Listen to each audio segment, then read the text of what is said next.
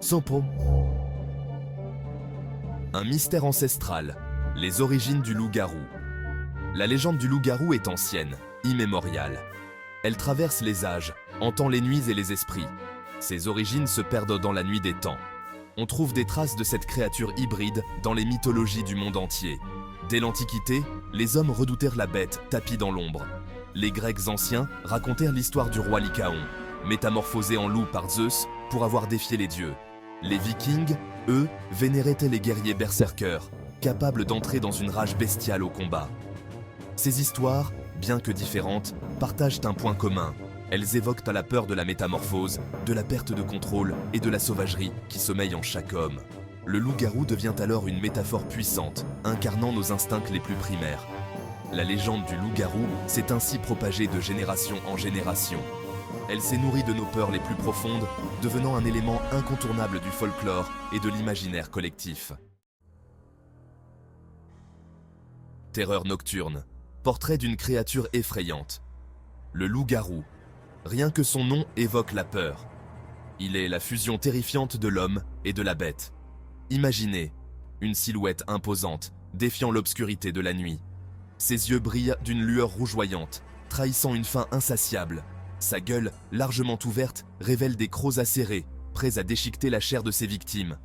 Un grognement guttural s'échappe de sa gorge, glaçant le sang des plus courageux. Ses griffes, aussi tranchantes que des lames, laissent des marques profondes sur son passage. Le loup-garou est souvent associé à la pleine lune. C'est à ce moment-là que sa transformation atteint son apogée. Il perd tout contrôle, devenant esclave de sa nature bestiale. Il erre alors dans la nuit, semant la terreur et le chaos. La légende du loup-garou se nourrit de nos peurs les plus profondes. La peur de l'inconnu, de la métamorphose, de la bête qui sommeille en chacun de nous. Rencontres troublantes, témoignages et légendes. À travers les siècles, de nombreux récits et témoignages font état de rencontres terrifiantes avec des loups-garous. Ces histoires, transmises de génération en génération, alimentent la légende et nourrissent l'imaginaire collectif. Dans les campagnes françaises, on raconte l'histoire de la bête du Gévaudan. Cette créature féroce aurait terrorisé la région au XVIIIe siècle, tuant des dizaines de personnes. Certains y voyaient un loup d'une taille extraordinaire, d'autres un loup-garou assoiffé de sang. En Angleterre, la légende de la famille Markham a hanté les nuits des habitants du Yorkshire. On racontait que plusieurs membres de cette famille étaient victimes d'une malédiction ancestrale, les transformant en loups-garous.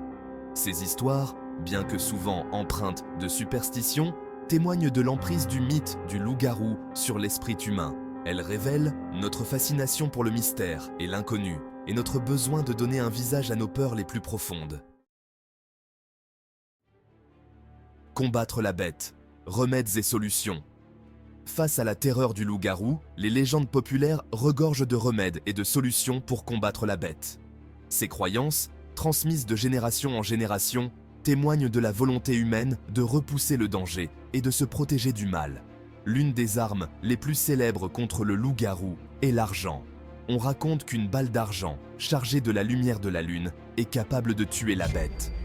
Cette croyance, profondément ancrée dans l'imaginaire collectif, traduit le pouvoir symbolique attribué à l'argent, métal pur et purificateur. Outre l'argent, d'autres méthodes, plus ésotériques, sont évoquées pour se protéger du loup-garou. Certaines plantes, comme l'aconite ou le gui, auraient des vertus protectrices contre la bête. Des symboles religieux, tels que la croix ou l'eau bénite, sont également censés repousser le mal. Symbole de dualité, l'homme et la bête. Le loup-garou, au-delà de sa dimension terrifiante, incarne une profonde dualité. Il représente la lutte incessante entre l'homme et l'animal, entre la raison et l'instinct. Cette dualité, inhérente à la nature humaine, fascine et effraie à la fois. L'homme, être civilisé, est régi par la raison, la morale et les lois sociales. Le loup, animal sauvage, incarne la force brute, l'instinct de survie et la liberté sans contrainte. Le loup-garou, hybride maudit, est tiraillé entre ces deux pôles opposés. Cette dualité se manifeste à travers sa transformation physique. L'homme, en se changeant en loup, abandonne son apparence humaine pour adopter celle de la bête. Il perd le contrôle de son corps et de son esprit, devenant esclave de ses instincts primaires. Le loup-garou symbolise ainsi la part d'ombre qui sommeille en chaque individu. Il nous rappelle que la civilisation n'est qu'un vernis et que la bête sauvage n'est jamais très loin. Fascination, intemporelle. Pourquoi les loups-garous nous captivent-ils encore? Les loups-garous, créatures légendaires, continuent de nous fasciner. Malgré les siècles, leur emprise sur notre imaginaire reste intacte.